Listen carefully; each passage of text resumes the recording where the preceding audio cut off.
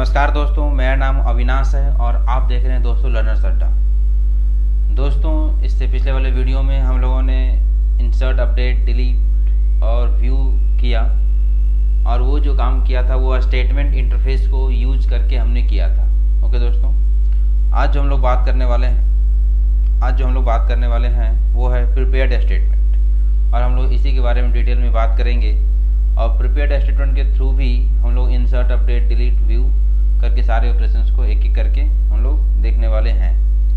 Okay दोस्तों, तो prepared statement क्या होता है? नॉर्मल जो स्टेटमेंट इंटरफेस है उससे बेटर तो है ये, ठीक है।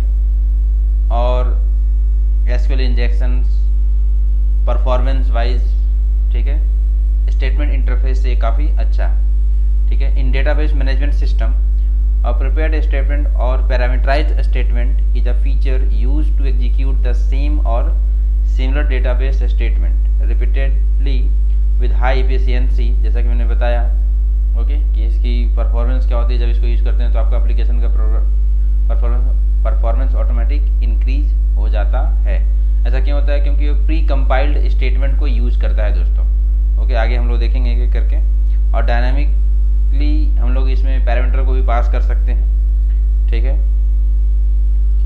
The prepared statement takes the form of template or you can say sample into which the certain constant values are substituted during the each execution. यहाँ पे हम लोग प्लेस होल्डर का यूज करते हैं दोस्तों, जिसको हम लोग बोलते हैं क्वेश्चन का sign auto, okay, note of interrogation. वो कैसे करते हैं वो हम लोग आगे देखेंगे। जैसा कि आप क्वेरी में देख रहे हैं, यहाँ पर मैंने लिख रखा है insert into STU login ID password roll status. उसके बाद देखिए मैंने 4 क्वेश्चंस का साइन दिया है, ठीक है। तो जैसे जैसे आप क्वेश्चन का साइन देते हैं उसी प्रकार 1 2 3 4 सेट फंक्शन जो है हम लोग यूज करते हैं एक एक करके, वो हम लोग अभी आगे देखेंगे, ठीक है। Here values are set in run time at placeholder. Placeholder जो क्वेश्चन का साइन दिख रहा है उसी को दोस्तों हम लोग प्लेस होल्डर बोलते हैं यहाँ पर। अब ये कैसे काम करता है जरा इसके बारे में बात करें तो जितने भी मोस्टली जो भी रिलेशनल डेटाबेस अगर हैंडल किया जाता है JDBC SQL क्वेरी में तो वो 4 स्टेप्स यूज़ किए जाते हैं। पहला होता है parse the incoming SQL query, compile the SQL query,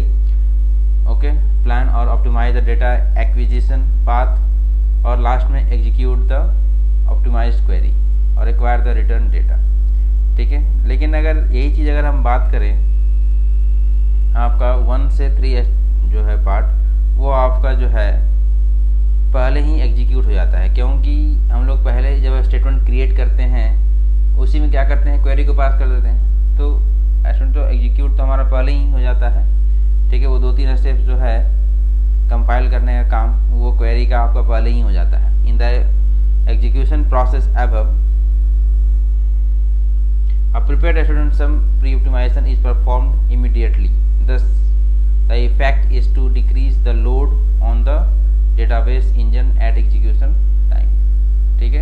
अब से क्या होता है आपका डेटाबेस पे लोड जो है दोस्तों कम पड़ता है। आइए जरा इसके एडवांटेजेस के बारे में भी बात करें। एडवांटेजेस क्या है of using prepared statement over simple JDBC statement? Pre compilation and database side catching of the SQL statement, ठीक है। जैसे ही आप SQL पास करते हैं तो प्री कंपाइलेशन हो जाता है, यानी आपको बार बार यहाँ पे कंपाइल करने की ज़रूरत नहीं है।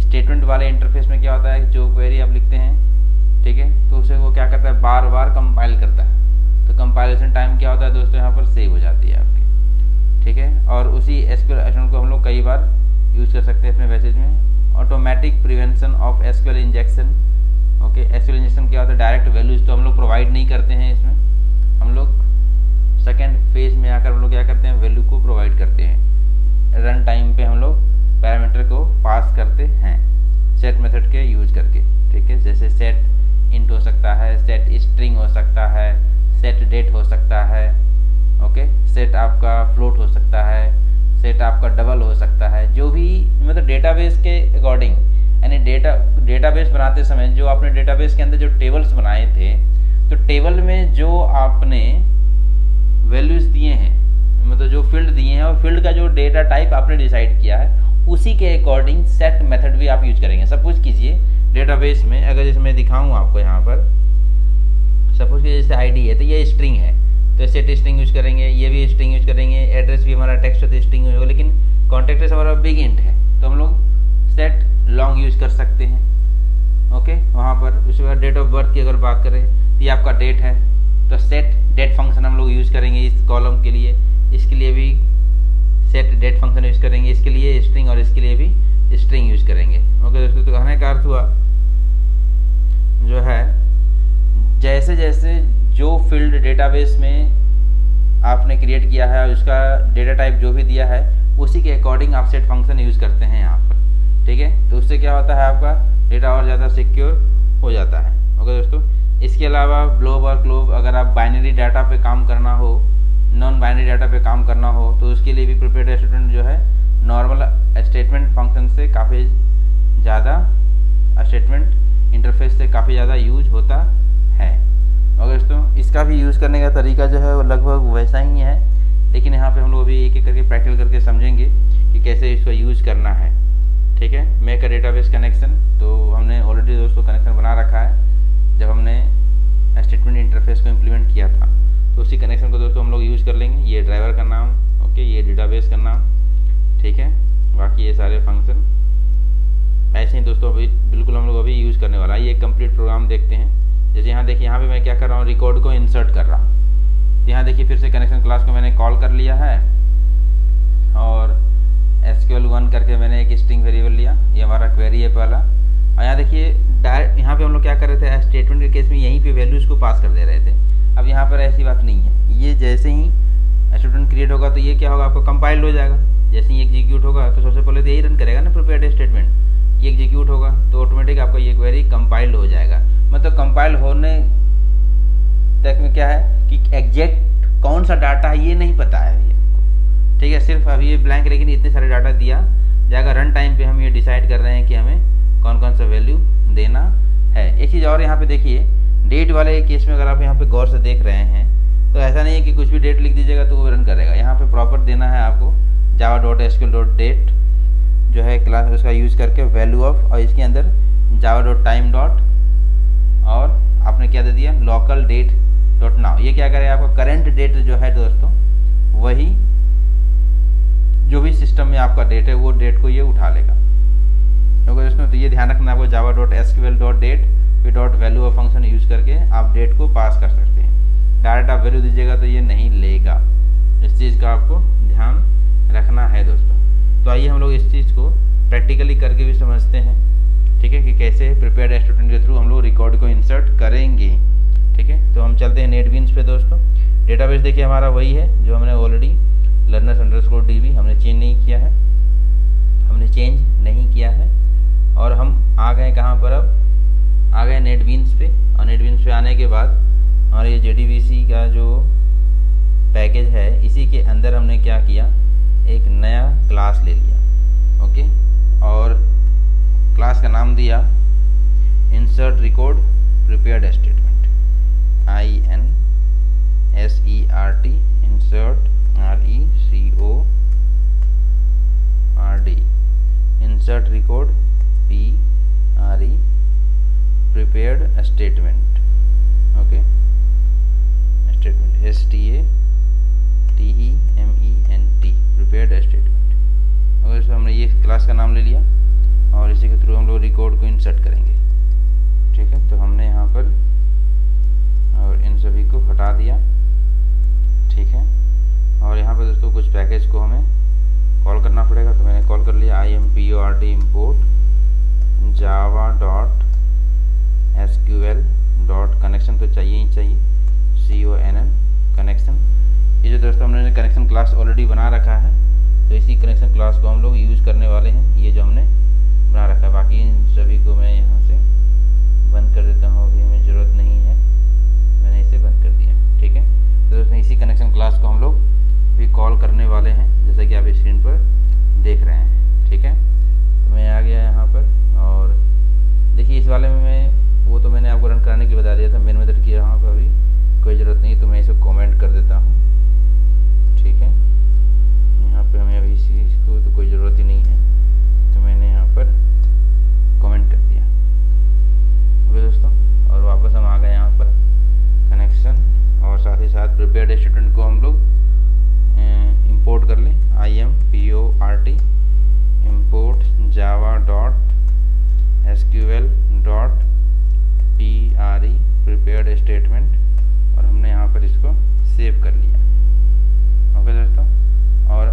क्या किया, यहाँ पर डेट को भी कॉल कर लेता हूँ, import import java.sql.date, ठीक है, बाद में इसको यूज करेंगे।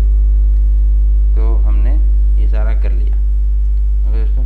और अब हम यहाँ पर पहले तो मेन मेथड बना लेते हैं pub, ठीक है, और उसके बाद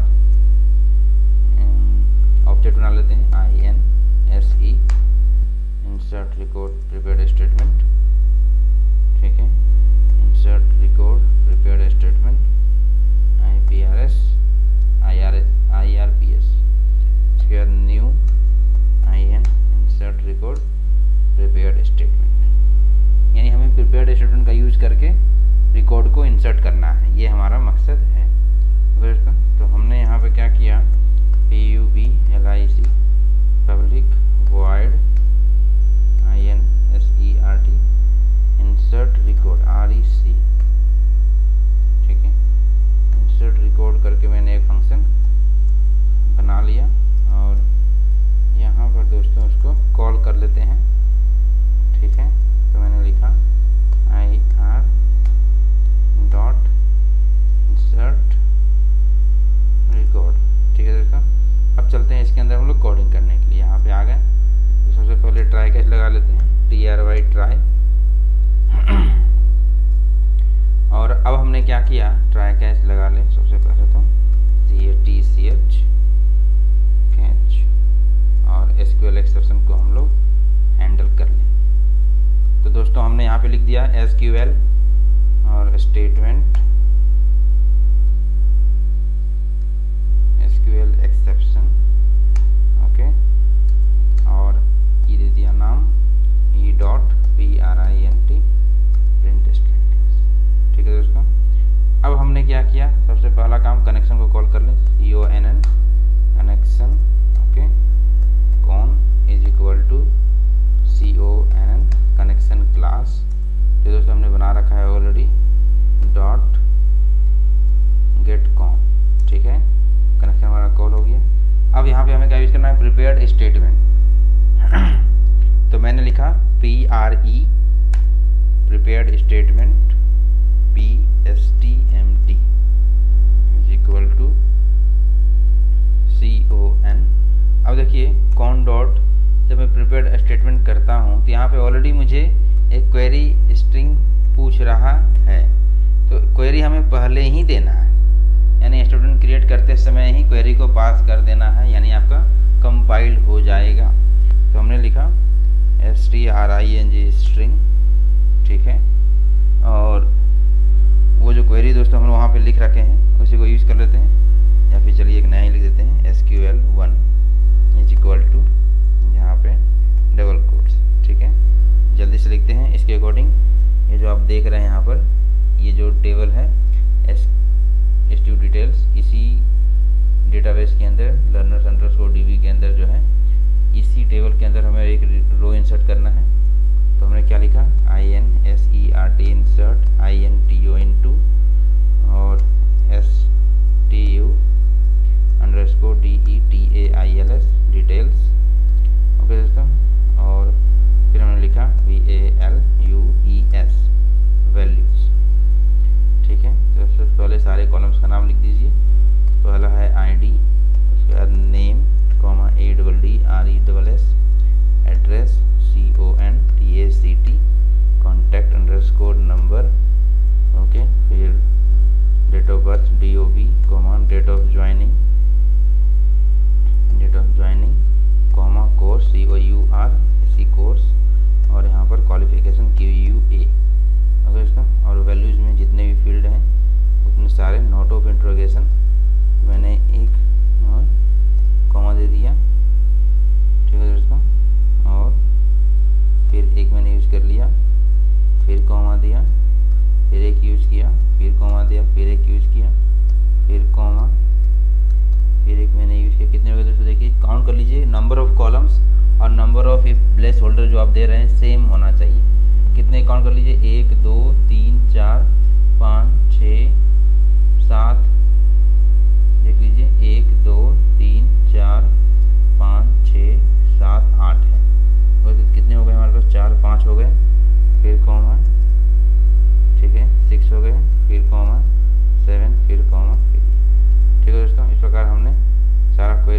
पास कर लिया। और अब हमें यहाँ पे क्या करना है, ये सभी एक ही साथ दिखे, इसलिए मैं यहाँ से इंटर कर लेता हूँ। ओके दोस्तों, तो ये सारा आ गया हमारा। और अब हमने क्या किया, यहाँ पर SQL 1 को पास कर दिया। ठीक है दोस्तों, तो हमारा कंपाइल्ड हो गया, प्री कंपाइल्ड। और अब हमें क्या करना है, इन सभी में वैल्यूज़ देना है। ठीक है, तो PSTMT डॉट वाला क्या है, आईडी है, स्ट्रिंग है। जाके सबसे पहले क्या करिए, आप डेटाबेस का स्ट्रक्चर चेक कर लीजिए। तो मैं डेटाबेस का स्ट्रक्चर जाके चेक करूँ इस टेबल का, तो यहाँ पर स्ट्रक्चर पे क्लिक करके ये सारा मुझे क्लियर दिख रहा है कि देखिए वेर कैर है। वेर कैर मतलब स्ट्रिंग, टेक्स्ट भी मतलब स्ट्रिंग, बिगिन है, फिर डेट है, फिर वेर कैर है।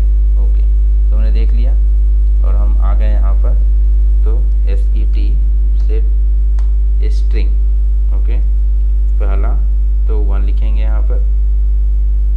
और हमने एक आईडी दे दिया जो मुझे इंसर्ट करना है, तो मैंने दे दिया GH, ओके, 6767। ठीक है, ये हमारी आईडी हो गई। उसके बाद फिर इसे कॉपी कर लेते हैं, ओके, कंट्रोल C, उसके बाद control V, control V। Okay दोस्तों, ये हमारा आईडी के बाद नेम है, तो इसे मैंने 2 कर दिया। और नेम में मैंने दे दिया HARIKESH, हरिकेश, KUMAR, हरिकेश कुमार। दोस्तों, और यहाँ पर एड्रेस में मैंने दे दिया, क्या दे दिया, LUCKNO, लखनऊ। ठीक है, LUCK लखनऊ। और हमने यहाँ पर 3 कर दिया। ठीक है दोस्तों, तो आईडी, नेम और एड्रेस हो गया। अब कॉन्टैक्ट नंबर क्या है हमारा, बिग इंट है, इंटीजर है, तो आप इसको ऐसे भी कर सकते हैं। ये आपका स्ट्रिंग में भी टाइप कास्ट कर सकता है, लेकिन आप सेट लॉन्ग भी यूज कर सकते हैं। PSTMT, ओके, डॉट हमने लिखा है यहाँ पर, क्या लिखा, SET सेट लॉन्ग।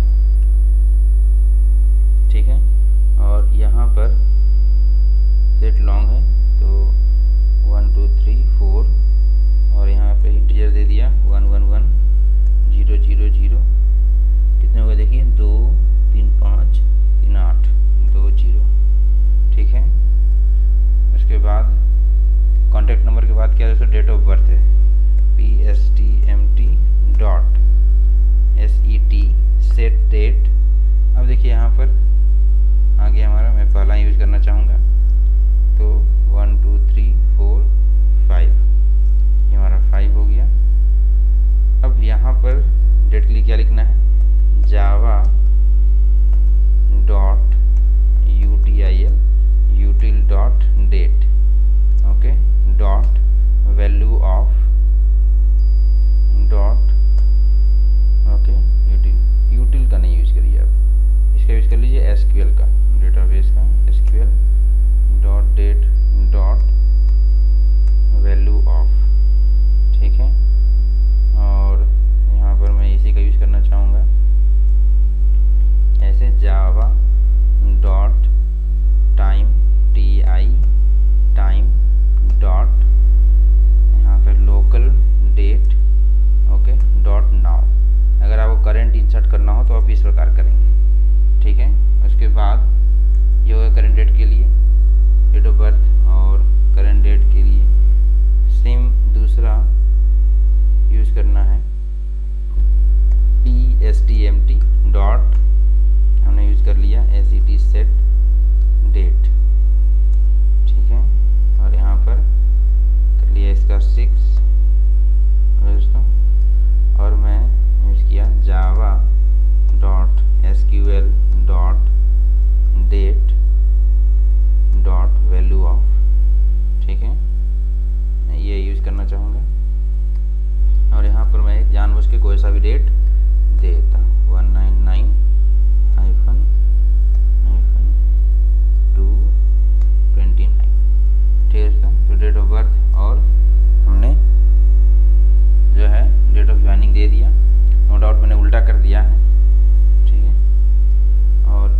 पर हमें कोर्स देना है, तो ऊपर कहीं 2 कॉपी कर लेता हूँ, क्योंकि दोनों ही क्या है, हमारा स्ट्रिंग ही है, हमें सोचने की ज़रूरत नहीं है। कंट्रोल C और कंट्रोल V, ठीक है दोस्तों। यहाँ पर कर दीजिए 7 और यहाँ पे कर दीजिए 8, ओके। और अब यहाँ पर वैल्यू भी चेंज कर दीजिए। कोर्स हो गया आपका JAVA जावा, और आपका क्वालिफिकेशन कर देता हूँ मैं MCA, ओके दोस्तों। और अब हमें क्या करना है, इन सभी स्टेटमेंट को एग्जीक्यूट कराना है। तो int int एक मैंने k वेरिएबल ले लिया और pstmt डॉट, ठीक है, execute update. Insert update delete के लिए तो एग्जीक्यूट अपडेट ही यूज़ करते हैं, और हमने यहाँ पे इफ यूज़ कर लिया, ओके दोस्तों। और साथ ही साथ अब मैंने क्या किया, यहाँ पर लिखा कि अगर ग्रेटर देन 0 हो तो SOUT system dot out dot println RECORD record inserted INSERTED record inserted। और अगर ऐसा नहीं है दोस्तों तो else, ठीक है। और हमने लिखा SYS system dot out dot println record not inserted RECORD record not inserted INSERTED record not inserted, okay दोस्तों। ये हमने कर लिया, कंट्रोल S, ठीक है। और चूँकि ये उसी प्रोग्राम में है तो हमें लाइब्रेरी को ऐड करने की ज़रूरत नहीं है, क्योंकि हमने पहले ही लाइब्रेरी में MySQL जार फाइल को ऐड किया था। कैसे किया था दोस्तों, राइट क्लिक करके प्रॉपर्टीज में जाकर लाइब्रेरीज में चेक कर सकते हैं। ये देखिए आपका ऐड किया हुआ है, हमें ऐड करने की कोई ज़रूरत नहीं है, ठीक है दोस्तों। अब इसको मैं रन कराता हूँ, मैंने रन करा लिया, ओके। और यहाँ पे आ रहा है रिकॉर्ड, हमारा रिकॉर्ड इंसर्टेड, ठीक है दोस्तों। तो ये जो है GH6767, अगर आप यहाँ पे चेक करेंगे ब्राउज पे आकर, देखिए GH6767 हरिकेश कुमार लखनऊ, वो वाली जो ID जो आपने अभी इंसर्ट किया था वो आपको यहाँ पर रिकॉर्ड इंसर्ट हो चुका है दोस्तों, ओके। इस प्रकार हमने प्रिपेयर्ड स्टूडेंट के थ्रू क्या कर लिया, रिकॉर्ड को इंसर्ट कर लिया, ओके दोस्तों। प्रिपेयर्ड स्टूडेंट के थ्रू भी वो सारा काम कर सकते हैं जो हमने स्टेटमेंट इंटरफेस के थ्रू किया था, क्योंकि ये भी क्या है, इंटरफेस ही है आपका। और ज़्यादा बेटर है ये, क्योंकि आप यहाँ देखिए SQL इंजेक्शन से भी आप यहाँ पे बच जाएंगे, क्योंकि क्वेरी तो पहले ही कंपाइल्ड हो गया आपका, ठीक है। डाटा जो है कुछ भी अगर आप भेज रहे हैं तो आपका कभी भी इंसर्ट नहीं होगा, मतलब SQL इंजेक्शन से हमेशा आप सेव रहेंगे, ठीक है। ये था हमारा दोस्तों इंसर्ट का प्रिपेयर्ड स्टेटमेंट के थ्रू, ठीक है, ओके। तो गौर से सीख लीजिए। एक चीज़ और जो है, ये ध्यान रखना है, जो सेट मेथड है, ये इसके डेटा जो स्ट्रक्चर आपने डिफाइंड किया है, इसका डेटा टाइप जो डिफाइन किया है उसके अकॉर्डिंग ही यहाँ पर ले रहे हैं, ठीक है। और उसी ऑर्डर में लेना है, जिस ऑर्डर में आपने ये दिया है उसी ऑर्डर में लेंगे तो ज़्यादा सही रहता है।